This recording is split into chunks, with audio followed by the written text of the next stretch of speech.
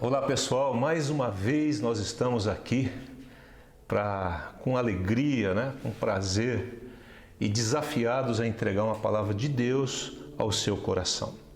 Eu quero começar nesse momento com a mesma mensagem que nós terminamos na palavra de domingo passado. No domingo passado, quando nós terminamos a mensagem, talvez você não lembre, nós terminamos com Isaías 43 e eu disse assim: eu quero entregar para vocês uma palavra de Deus profética que Deus colocou no meu coração. E eu li esse versículo do Isaías 43, 19. Eis que faço coisa nova, que está saindo à luz, porventura não percebeis? Eis que porei um caminho no deserto e rios no ermo. Essa palavra para mim é uma palavra profética para hoje. Então ele está dizendo assim, que Deus está fazendo coisa nova e que está saindo à luz.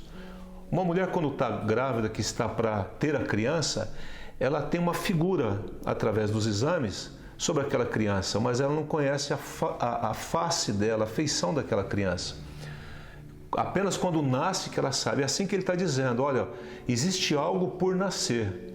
E Deus está fazendo uma coisa nova, que está saindo à luz. E duas coisas aqui que eu entendo profeticamente que estão por acontecer. Deus, Ele está colocando um caminho no deserto. Nós estamos vivendo um deserto nesses dias.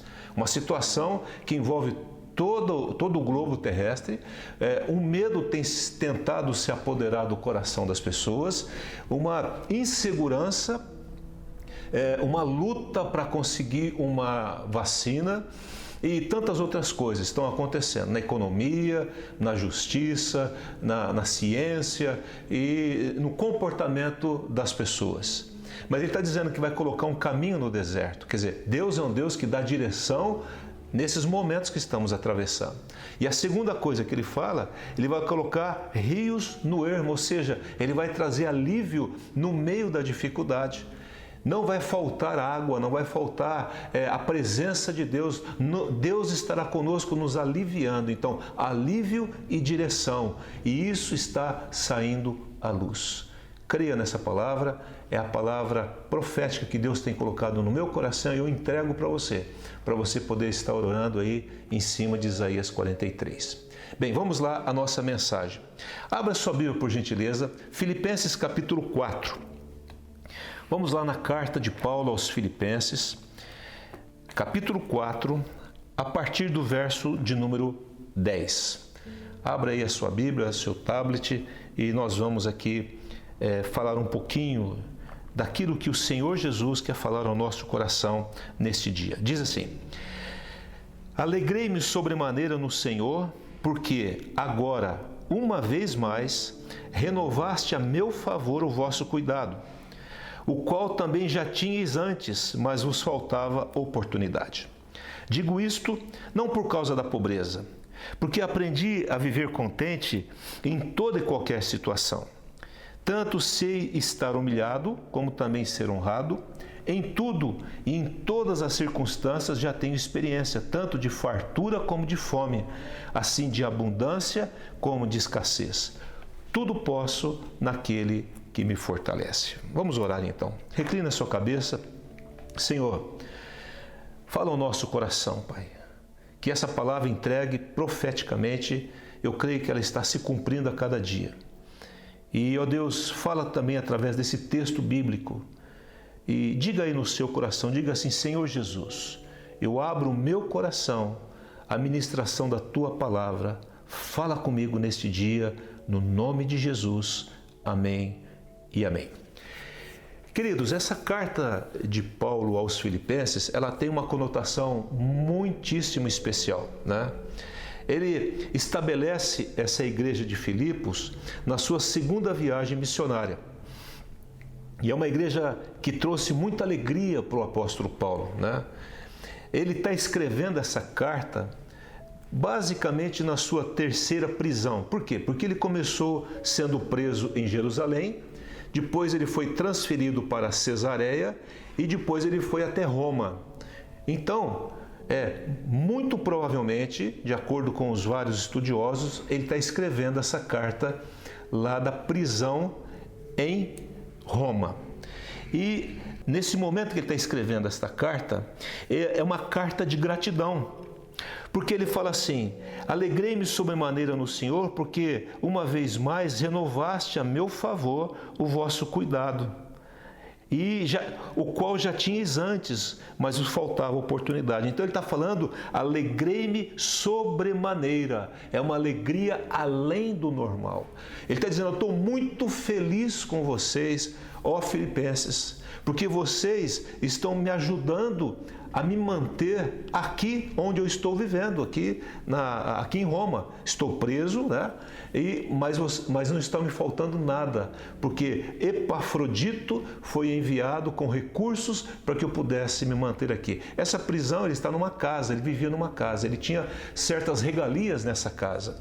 Ele ficava certamente com um soldado da guarda pretoriana, da guarda imperial, da guarda principal do governo, né? Do império, mas ele tinha certas regalias, ele poderia receber visitas e assim aconteceu durante esse tempo, nesse momento de prisão, antes dele ser executado. Mas ele fala algo aqui no verso 11, que ele diz assim: digo isso não por causa da pobreza, porque eu aprendi, a palavra aqui é aprender a viver contente. E é esse tema que eu quero desenvolver com você nesse dia. Como nós podemos aprender algo e aprender a viver contente? Ele está dizendo que viver contente é um aprendizado. Não é apenas um estado de espírito. Não é apenas uma emoção, porque eu ganhei algo, porque eu conquistei um trabalho, porque eu passei num concurso. Não, ele está dizendo que a felicidade, ela é um aprendizado. Nós vamos aprendendo com a vida. A gente vai desenvolvendo essa alegria, esse contentamento à medida que nós vamos vivendo aqui.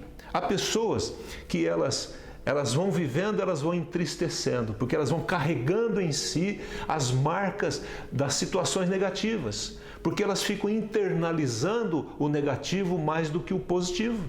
É a mesma coisa na situação que estamos atravessando hoje. Se você for olhar, você é possuído de um sentimento negativo, de morte, de gente morrendo, de estatísticas. Morreu 100, morreu 200, morreu 500, 800, né, em determinados países, e aí a gente vai internalizando isso. E a situação dele aqui, quando ele fala aprendi a viver contente, não era uma situação que ele estava no hotel 5 estrelas, não. Ele estava numa prisão. Ele estava sendo jurado de morte ali. Ele não sabia muito bem o que poderia acontecer. Ele sabia já antecipadamente que o que esperava ele em Roma era cadeias e prisões. Ele não tinha liberdade nenhuma. A gente está em casa, aí meio que preso, né? Meio limitado, a gente já fica desesperado. Imagina você impossibilitado e sendo vigiado 24 horas por dia. Então, a alegria, coloque isso no seu coração. Contentamento, alegria é algo que nós aprendemos a ser aprendido. Onde eu tenho que tomar uma decisão de que aquilo que é negativo não vai sobrepujar aquilo que é bom. Que existe algo muito melhor e que eu tenho que desenvolver esse melhor em mim para viver contente em toda a situação. Quando Paulo fala sobre contentamento e alegria, ele diz que não é uma emoção superficial que depende das circunstâncias favoráveis. Aí que está a situação. Não depende de circunstâncias favoráveis. Aprender a viver contente não depende de circunstâncias favoráveis. A alegria cristã, né, independe das condições externas. O que está acontecendo lá fora? A minha alegria, ela independe das condições externas. É possível ter alegria mesmo em meio a circunstâncias adversas, como sofrimento e perseguições. O que Paulo está nos ensinando? Que é possível você e eu vivermos, né, contente em meio à perseguição, em meio a limitações, em meio a uma pressão que nós estamos vivendo hoje. É possível ser feliz. E a palavra que eu quero te dar é essa. É possível eu e você vivermos contentes em meio à situação que estamos aqui. Por quê? Porque Paulo estava preso e ele estava dizendo, eu aprendi a viver contente em toda e qualquer situação. Ele está dizendo também que a verdadeira alegria somente é encontrada em um relacionamento pessoal com Deus. Será que, pensa comigo, que nós não estamos em casa para desenvolver um relacionamento mais íntimo com Deus? Sair daquela correria, daquele dia a dia que não tem tempo para nada, não tem tempo de sentar na mesa com o cônjuge, com o esposo, com a esposa, parar um pouquinho com os filhos, e agora nós estamos em casa, aí você tem que brincar com o filho, tem que arrumar atividade para as criançadas, né? Imagina você que tem dois, três filhos dentro de casa, e você tem que arrumar uma maneira de distraí-los ali, de envolvê-los numa situação, quem sabe situações conjugais que não foram tratadas, agora está sendo tratada, porque eu tenho que encarar. Estou vivendo com a minha esposa, com o meu esposo, e vamos resolver? E será que também não é momento, como já falamos outras vezes, de fechar a porta, entrar no quarto e ter um tempo especial com Deus? Porque é ali no quarto que deriva toda a nossa vida, é ali que começa a nossa alegria, é no momento que eu paro com Deus, na intimidade com o Senhor, que eu recebo alívio, recebo alegria e recebo a paz. Amém? Não? Então, lá no quarto diz assim: entra no teu quarto, fechada a porta, o teu pai vai te recompensar. Será que a recompensa que ele está falando não é alegria? Que às vezes está faltando no seu coração?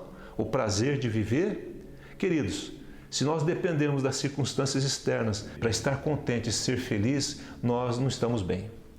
Na verdade, a alegria é algo que vem de dentro para fora e não de fora para dentro. O que vem de fora é um complemento à alegria que já existe em mim, dentro de mim, produzida pelo Espírito Santo. E eu quero falar 5 coisas rapidamente com você que eu tenho que entender para ser feliz em toda e qualquer situação. Ele diz assim: olha, eu aprendi a viver contente em toda e qualquer situação. Eu sei estar humilhado, como também ser honrado. Às vezes, nós não sabemos nem ser humilhado, nem ser honrado. Porque humilhado, a gente vai para a cama, fica depressivo, e às vezes, quando nós somos honrados, a gente se orgulha e acha que a gente é grande coisa. Mas ele aprendeu isso, a ser honrado e a ser humilhado. E é interessante que a humildade precede a honra. A honra sem humildade é exaltação pessoal e orgulho. Então eu preciso me humilhar para ser honrado. Em tudo ele fala, em todas as circunstâncias já tenho experiência, tanto na fartura como na fome. Quando eu tenho muita coisa, né? E quando eu não tenho muita coisa para me alimentar, quando eu tenho muita coisa, eu seguro para mim, ou eu olho ao meu redor e vejo assim, será que tem alguém precisando para eu poder dividir com essa pessoa? Eu aprendi a viver contente na fartura e na escassez, como ele diz aqui, né? Na abundância e na escassez. Ele fala assim, olha, eu aprendi a viver feliz em momentos difíceis, em momentos de privações, de sofrimento, de prisão. Eu aprendi isso, né? E a primeira coisa que eu preciso desenvolver e entender para que eu possa ser feliz, contente em toda e qualquer situação, é que eu preciso entender que tudo coopera para o meu bem. Então, quando eu vivo contente, quando eu entendo que tudo coopera para o meu bem. Romanos 8, 28, um versículo muito falado, ele diz assim: sabemos que todas as coisas cooperam ou contribuem, numa outra tradução, contribuem conjuntamente, cooperam para o bem daqueles que amam a Deus, daqueles que são chamados segundo o seu propósito. Romanos 8, 28. É interessante que as pessoas que usam esse versículo isoladamente, elas correm um risco muito grande de frustrar-se. Ah, mas a Bíblia diz que tudo coopera para o bem e tal, e para por aí, né? E aí, olha só a situação que eu estou. Por que está havendo frustração? Porque não está entendendo o versículo, não está entendendo o contexto do versículo. A Bíblia é um conjunto, gente. Eu não posso pegar um versículo isoladamente e fazer uma doutrina em cima desse versículo, não, né? A hermenêutica me ensina que eu tenho que a Bíblia é um todo, né? É um compêndio de livros, onde eu olho eu olho todos os versículos e eu entendo aquilo que o Senhor está na mente do Senhor e eu procuro viver aquilo debaixo da direção, da orientação e do poder do Espírito Santo. Então, ele diz aqui que todas as coisas cooperam para o bem, primeiro, daqueles que amam a Deus, daqueles que colocam Deus em primeiro lugar. Ele diz assim, que eu tenho que colocar o Senhor em primeiro lugar, para que as demais coisas me sejam acrescentadas. Quando eu amo a Deus acima de os demais amores na minha vida, onde o meu amor a Deus é maior do que o amor por qualquer outra coisa ou pessoa. Amém? Não? Ou qualquer objeto que seja. Então, coopera para o meu bem quando Deus está acima de todas as coisas. Segundo lugar, e daqueles que aqueles que andam, daqueles que foram chamados segundo o seu propósito. A questão é, será que eu estou dentro do propósito de Deus? Será que eu estou onde Deus quer que eu esteja? O lugar que eu estou hoje, que você está hoje, é o lugar que Deus deseja que você esteja? Será que as minhas decisões estão sendo conduzidas pelo Espírito Santo? Será que o chamado que Deus tem para a minha vida, eu estou preocupado em desenvolver esse chamado? Ou eu faço aquilo que está na minha cabeça e ponto final? O resultado disso é que quando eu amo a Deus, eu coloco Deus em primeiro lugar. O resultado de quando eu estou dentro do chamado de Deus, aquilo que o Senhor determinou para a minha vida, né? Eu estou onde Deus quer que eu esteja, né? Eu estou vivendo em obediência à palavra de Deus, todas as coisas cooperam para o meu bem. Sim. E quem está falando isso é o próprio apóstolo Paulo escrevendo à igreja de Roma. É o mesmo que está escrevendo a carta aos Filipenses. Por quê? Porque ele entendia isso. Olha, se você der uma olhadinha aí no capítulo 1, no verso 12, aqui de Filipenses, volta um pouquinho a sua Bíblia, 1:12. Ele diz assim: quero ainda, irmãos, cientificar-vos de que as coisas que me aconteceram, presta atenção, as coisas que me aconteceram têm antes contribuído para o progresso do Evangelho. Ora, o que aconteceu? A que Paulo está se referindo? Que tem contribuído para o progresso do Evangelho. Então ele escreve lá, em 1 Coríntios, ele fala assim, olha, eu passei fome, sede, nudez, eu fui esbofeteado, eu não tinha morada certa, eu fui injuriado, perseguido, caluniado, e quando injuriado eu bendizia as pessoas, injuriados eu bendizemos as pessoas, perseguidos suportamos as pessoas, a perseguição, caluniados procuramos a conciliação, eu fui considerado como lixo do mundo, como escória de todos. 2 Coríntios 11, ele fala assim, açoites, fui fustigado com varas, apedrejado, naufrágio, né? Muitas vezes. E ele continuou dizendo, o que mais aconteceu com Paulo, que ele está dizendo, as coisas que me aconteceram têm antes contribuído para o progresso do Evangelho. Ele foi perseguido em Damasco, ele foi rejeitado em Jerusalém, ele foi escorraçado em Tessalônica, enxotado em Bereia, ele foi chamado de tagarela em Atenas e impostor em Corinto, enfrentou feras em Éfeso, foi preso em Jerusalém, acusado em Cesareia, naufrágio indo para Roma e picado por uma víbora lá na ilha de Malta e foi morto lá em Roma. Mas por enquanto ele está vivo, ele está lá na prisão escrevendo. Então ele fala assim, desde que o Evangelho seja pregado, não importa, eu estou feliz. Em meio a tudo isso, irmãos, não se compara o que nós estamos atravessando, o que o apóstolo Paulo atravessou na sua vida. E ele diz, eu aprendi a viver contente. E o Senhor, nesse momento, quer ensinar você e a mim, primeiro a mim, depois a você, a viver contente em toda e qualquer situação. Meu coração está leve, eu estou feliz. Por que eu estou feliz? Porque eu tenho um Deus que cuida da minha vida. O resultado... Ele fala assim, qual é o resultado disso? Versículo 13, capítulo 1, versículo 13 aqui de Filipenses. De maneira que as minhas cadeias, ou seja, a minha prisão em Cristo, porque ele não dizia que era preso do Império Romano, ele era preso pelo Senhor, o Senhor que permitiu que ele estivesse ali, né? Encarcerado de Cristo, se tornaram conhecidas por toda a guarda pretoriana e todos os demais. O que acontecia é que cada guarda da alta guarda lá de Roma, que estava algemado com ele ali, cuidando dele, era a oportunidade dele falar do amor de Deus àquele homem. Eram turnos de 6 horas, então ele tinha 4 pessoas se revezando, onde ele falava do Senhor e mais os demais. Então, todas as pessoas que passaram por ali ouviu falar do amor de Cristo. Por que ele fala que eu aprendi a viver contente? Porque em meio à prisão, ele tinha alegria, felicidade de fazer aquilo que ele foi chamado para fazer. E presta atenção, porque ele amava a Deus, colocava Deus acima de todas as coisas, e porque ele estava dentro do propósito de Deus, aí ele era feliz e o que ele fazia era pregar a palavra e dar uma palavra de esperança às pessoas. Segunda coisa que aconteceu, no verso 14, 1,14, olhem na sua Bíblia. E a maioria dos irmãos, estimulados no Senhor por minhas algemas, ousam falar com mais desassombro a palavra de Deus. Ora, a segunda coisa boa que está acontecendo em meio a todo esse sofrimento é que ele está gerando fé no coração dos irmãos.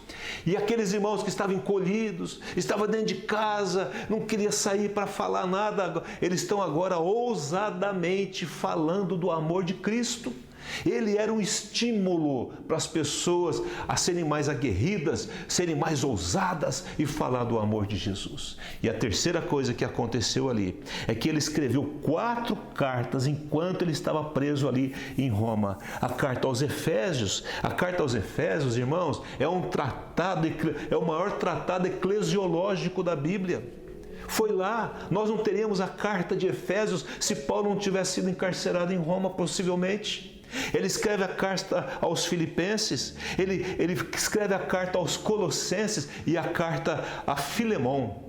Então, esse homem produziu esse material que tem impactado as nossas vidas, tem impactado a igreja de Jesus durante séculos. Porque ele falou assim: eu aprendi a viver contente, eu sei que o resultado dessa prisão vai ser maravilhoso, e assim foi. Tem uma frase linda que fala assim: Paulo brilhou com a mesma intensidade até ser apagado, até ser morto. Ele não perdeu o seu brilho. Não perca o seu brilho nesses dias. Não fique com os olhos baixos. Não fique com o coração pesaroso. Se levante em nome de Jesus. Fique feliz. Aprenda a viver contente em toda e qualquer situação, porque vai produzir um fruto para a eternidade em nome de Jesus. A segunda coisa, quando eu aprendo a viver contente, quando eu entendo que a minha fonte de suprimento é Deus e vem dele, eu entendo que ele cuida de mim. Se você der uma olhadinha aí no capítulo 4 aqui de Filipenses, no mesmo livro que nós estamos tratando aqui, no verso de número 19, diz assim: e o meu Deus, segundo a sua riqueza em glória, há de suprir em Cristo Jesus cada uma das nossas necessidades. Então, a convicção de que Deus iria suprir todas as suas necessidades, a convicção que eu e você temos que ter para viver contente em toda e qualquer situação é saber que Deus, ele é o meu provedor. É a minha fonte, é a fonte de todas as coisas. Ele diz aqui, na palavra, no contexto aqui, ele fala assim: eu recebi e tenho em abundância, estou suprido, desde que Epafrodito passou às minhas mãos as suas ofertas. Presta atenção aqui, vamos parar aqui. Outro erro que se comete, de usar o versículo 19 isoladamente. A pessoa fala: o meu Deus, segundo a sua riqueza em glória, há de suprir em Cristo Jesus cada uma das minhas necessidades. É uma verdade bíblica, porém, diga comigo, ele está dizendo, o versículo 18 está dizendo o seguinte: olha, vocês ofertaram na minha vida, e porque vocês ofertaram na minha vida, Deus vai suprir cada uma das suas necessidades. Queridos, existe um princípio de dar e receber. Tudo que eu semeio, eu colho. O povo, a igreja de Filipenses, estava semeando na vida de Paulo. Paulo estava encarcerado, nada faltava a ele. Ele diz, ele fica tão feliz. Ele fala assim: ó, ninguém se reuniu comigo para me ajudar aqui, a me manter aqui, mas vocês se levantaram. E por causa disso, o meu Deus, segundo a sua riqueza em glória, vai suprir cada uma das suas necessidades. Então pense nos outros. Eu tenho falado insistentemente. Não, você está vendo a sua dispensa cheia, pense naqueles que não têm a dispensa cheia. Nós temos lutado aqui, temos recebido ofertas, temos colocado comida na mesa das pessoas, a igreja está fazendo isso, mas eu posso fazer isso individualmente, pessoalmente também, porque a igreja, ela não vai chegar como instituição, vai chegar em todos os lugares, mas a igreja somos nós, é você. E você, como representante da igreja, pode ir lá na casa daquela pessoa e ali você levar uma palavra de esperança, você pode levar alguma coisa que ela esteja necessitando. Amém? Aí o versículo vale. O versículo é legítimo para nós, para mim e para você. O Senhor vai suprir em Cristo Jesus. Por que em Cristo? Por causa da bondade dEle. Porque eu estou dentro da vontade dEle, cada uma das suas necessidades. Amém? Então, para que eu possa ser feliz em todas as situações, Ele está dizendo, é hora de você entender a palavra de Deus. Outro texto, Mateus 6,26, diz assim, Jesus fala, observai as aves dos céus, elas não semeiam, não colhem, nem ajuntam em celeiros, contudo o vosso Pai Celeste as sustenta. Porventura não valeis vós muito mais do que as aves? Então, Deus é aquele que me sustenta. Se Ele sustenta uma ave que é muito menos importante do que eu e você, Ele não vai sustentar você. Então, creia em Deus. Mas se Deus te dá, divida aquilo que você tem. Em nome de Jesus. Mas fique firme, fique feliz, porque Deus vai suprir a sua necessidade. Terceira coisa, é quando eu tenho uma alegria permanente, constante, quando eu aprendo a viver e ter essa alegria constante, quando eu entendo que Deus é muito maior do que toda e qualquer situação difícil que eu esteja atravessando. Seja na família, seja no trabalho, seja nessa situação de pandemia, seja o que for. Deus é maior. Diga comigo assim, Deus é maior.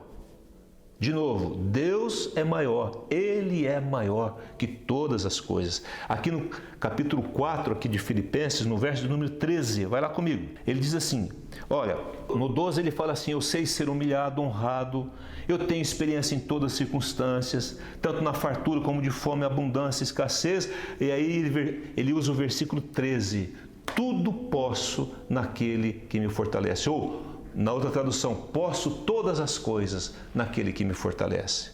Queridos, as pessoas usam também esse versículo isoladamente, mas ele está dentro de um contexto bíblico, né? A verdade aqui é que Deus é maior. Ele está dizendo assim, eu posso porque a grandeza de Deus está em mim. E para que você possa tudo, Deus tem que viver dentro de você. É um cultivar da vida do Espírito dentro de nós. Tudo posso naquele que me fortalece, porque a força de Deus é maior do que qualquer outra força. Em primeiro lugar, eu não confio nas minhas possibilidades. Eu não confio somente nas minhas forças, na minha inteligência, na minha capacidade natural. Deus é maior. Queridos, Deus é maior. Eu posso sim todas as coisas, mas somente naquele que me fortalece. Quem te fortalece? É o Augusto Cury, graças a Deus por ele, mas é o livro de autoajuda que te fortalece, graças a Deus pelos homens que escrevem esses livros, mas é o Deus desses homens. É a mensagem bíblica que está por trás disso. Amém, não? Não é o antidepressivo que vai resolver a sua depressão, mas é o Deus que resolve toda a depressão, que tira todo o medo, que dá confiança para viver e que produz alegria, contentamento dentro do seu coração. Então Deus é maior, né? Eu não vou desperdiçar as minhas forças, eu vou confiar em Deus e aplicar as minhas forças de uma forma correta, racional, inteligente e sob a orientação do Senhor. 1 João 4,4 diz assim, filhinhos, vós sois de Deus e tendes vencido os falsos profetas, porque maior é aquele que está em vós do que aquele que está no mundo. Então, se você entregou sua vida a Cristo, se você recebeu Jesus como Senhor e Salvador, aquele que vive em você é muito maior do que aquele que está fora. Todas as circunstâncias externas são muito menores do que aquele que está em você. Amém, não? Então, creia nisso e viva debaixo disso e seja feliz também dessa forma. A quarta coisa, eu aprendo a viver contente quando eu entendo que Deus é o meu Pai. Queridos, isso nunca vai mudar. Vou repetir, isso nunca vai mudar. Deus sempre será Pai.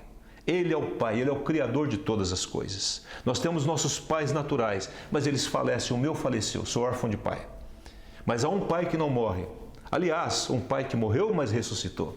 Jesus está vivo. Então Ele é Pai e Pai cuida de filho.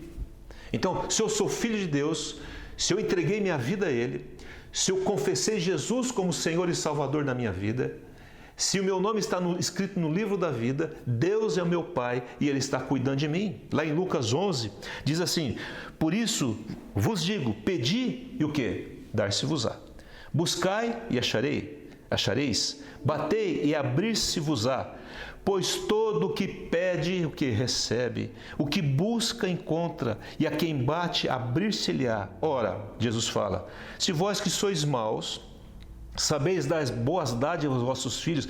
Ele está dizendo, pais, se nós que não somos tão bons assim que erramos, nós damos boas coisas aos nossos filhos, quanto mais o Pai Celestial dará o Espírito Santo àqueles que lhe o pedirem.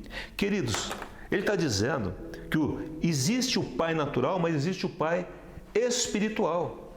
E Deus é o nosso Pai espiritual. E ele está dizendo, por isso, pede que você vai receber, busque que você vai encontrar, bata que a porta vai se abrir. E ele termina dizendo assim, olha, mas peça, em primeiro lugar, o Espírito Santo. É interessante que ele não fala nada de material aqui, ele está falando do Espírito Santo.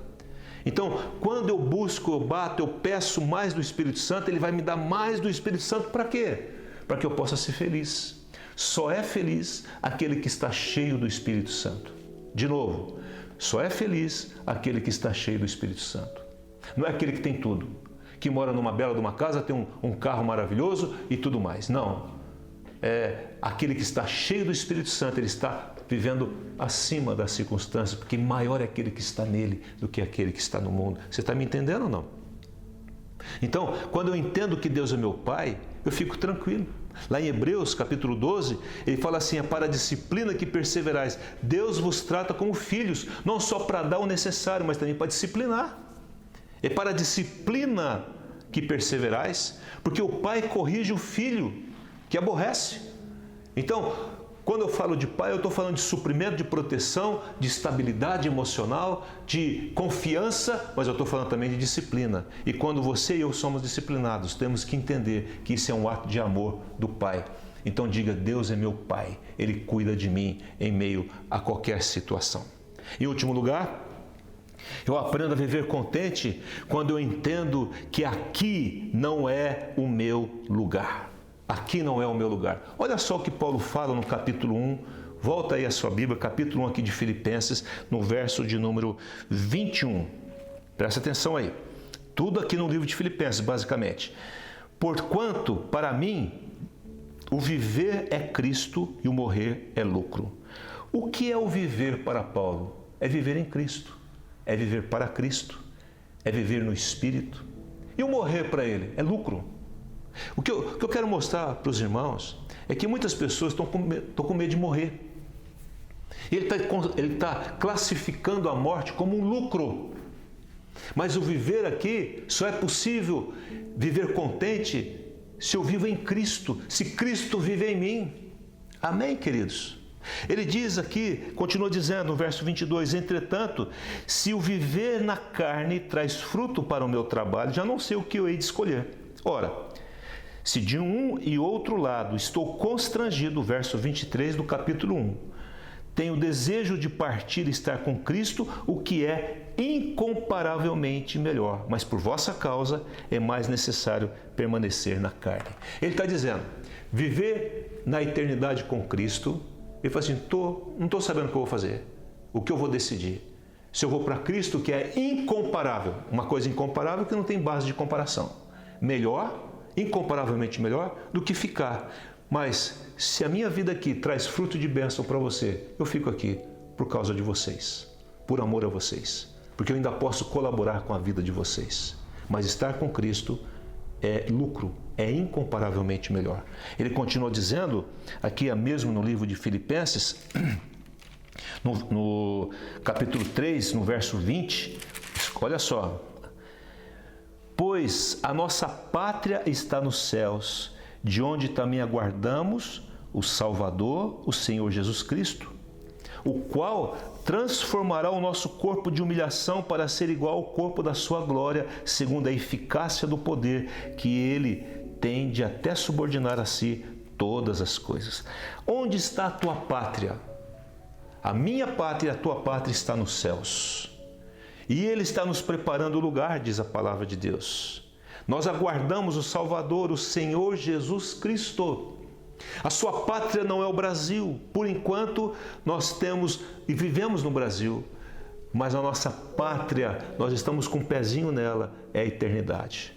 Então, para que você viva contente em toda e qualquer situação, é você saber e entender e assumir isso dentro de você, que aqui não é o meu lugar definitivo. Aqui nós estamos passando por esse momento e vamos fazer o melhor. Vamos servir uns aos outros, vamos estar juntos, vamos viver contente. Sabe, nós não estamos nos arrastando na vida, não, esperando a morte chegar, não. Nós estamos vivendo contente aqui, servindo, abençoando um ao outro. E quando Ele nos chamar, nós vamos para um lugar incomparavelmente melhor. Você entende isso? Apocalipse 21:4 diz assim: Ele lhes enxugará dos olhos toda lágrima, e a morte já não existirá, e já não haverá luto, nem pranto, nem dor, porque as primeiras coisas já passaram. Imagina isso? Que maravilha! Concluindo, finalizando, eu vivo contente quando eu aprendo e entendo que tudo coopera para o meu bem. Amém? Tudo coopera para o bem daqueles que amam a Deus e daqueles que estão dentro do seu propósito, no lugar certo e na hora certa. Segunda coisa, eu vivo contente quando eu entendo que a minha fonte de suprimento é Deus, não é o homem. A fé me conduz nessa vida e eu busco a Deus em primeiro lugar. Eu vivo contente quando eu aprendo e entendo que Deus é maior, que eu tudo posso, naquele que me fortalece. Deus é maior que todas as coisas. Eu entendo que Deus é Pai, que Deus cuida de mim. Ele é o meu Pai amado. Ele tem todo o poder nos céus e na terra. E eu vivo contente quando eu aprendo e entendo que aqui não é o meu lugar, né? O meu viver é Cristo, o morrer é lucro e a nossa pátria está nos céus. Então, fique com essa mensagem. Efésios 3:20 diz assim: Ora, aquele que é poderoso para fazer infinitamente mais. Deus, olha, fale comigo, o meu Deus é poderoso para fazer infinitamente mais de tudo quanto eu peço ou eu penso. Olha só. Então, nessa situação que eu e você estamos atravessando, Deus pode fazer e vai fazer infinitamente mais daquilo que você pode pensar ou imaginar, ou pedir ou imaginar. Conforme o quê? O poder que habita em você e em mim. Olha aí que isso, tremendo isso. Então, o poder que está em você é o poder de Deus que me leva a viver uma vida alegre, feliz nessa vida. Porque Deus, eu sei que o meu Deus pode fazer infinitamente mais. A Ele, a Deus seja glória na igreja, em Cristo Jesus, por todas as gerações e para todos sempre. Amém. Aqui eu encerro minha mensagem e eu gostaria que você ficasse com essas questões todas no seu coração. Anote, ore por elas. É possível viver contente em toda e qualquer situação, desde que você entenda que tudo coopera para o bem, que a minha fonte de suprimento é Deus, que Ele é meu Pai, que Ele é maior e que aqui não é um lugar definitivo. Eu quero orar por você que está aí na sua casa agora e diz a Bíblia que o amor lança fora todo medo. Vamos orar. Obrigado, Pai, por essa mensagem. Eu quero abençoar cada um aqui. E a Tua palavra nos diz em Efésios 3:20 que o Senhor é poderoso para fazer infinitamente mais de tudo quanto nós pedimos ou pensamos. Então faça mesmo, Senhor. Devido ao quê? Ao poder que habita em nós, que opera em nós. Então há poder em você e em mim para vivermos felizes, contentes nessa situação que estamos atravessando.